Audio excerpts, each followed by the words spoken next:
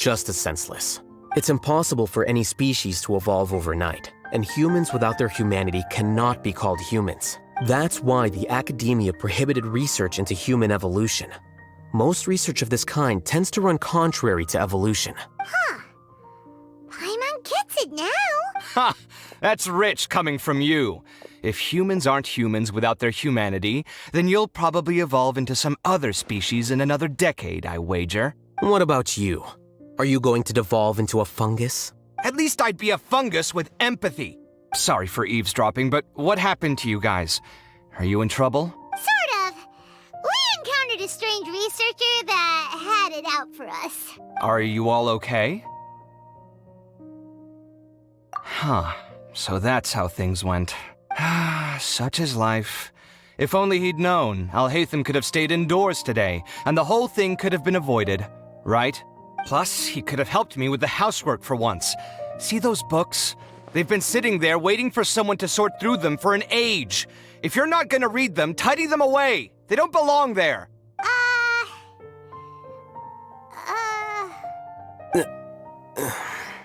Can you feel the awkwardness in the air? I hope you're aware of your lack of conversational skills. Oh, so the pot's calling the kettle black, is he? Well, having said all that, are you okay? I'm doing quite well. Much better than that painting you're trying to hang on the wall. You don't understand anything. Stop criticizing my taste in decoration. The name Siraj doesn't ring a bell. Was he in your class? He isn't someone who would leave an impression, so it's expected that you don't remember him. I've always had a hard time appreciating the way that the academia pressures people by labeling them as geniuses.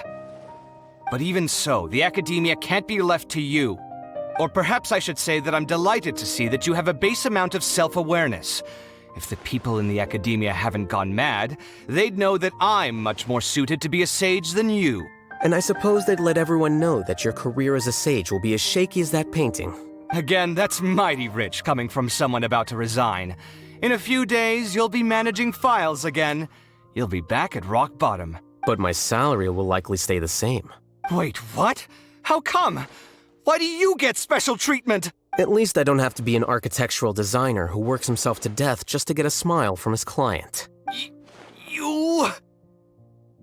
I took time out of my day to clean the living room for you, and this is the thanks I get for it?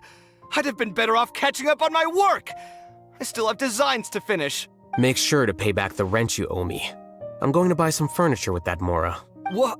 Are you trying to annoy me to death? The decorations you buy keep getting uglier and uglier. What's the point of having a boring wood carving in your house? You'll have to blame that on my financial freedom. Fine.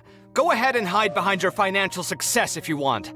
But if we forget Mora for a second, do you have anything of true value to boast about? I think I'd have too many choices, to be honest.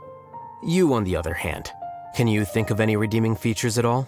Artistry, for sure. You don't know the first thing about interior design. Don't go off buying random furniture unless you take me with you. So I'll have to bring you along and then buy you drinks? Of course. But why would I do that? It would just be another form of a loan, and you'd have to pay me back eventually. Can't you just be nice and not ask for the Mora back? Pretending that you're not in debt is as ridiculous as pretending you're not living in someone else's home. Word will get out sooner or later. Speaking of which, your friends won't say anything, right? Tell them to keep all this a secret. There's no need to hide it so carefully. I think the truth's already out.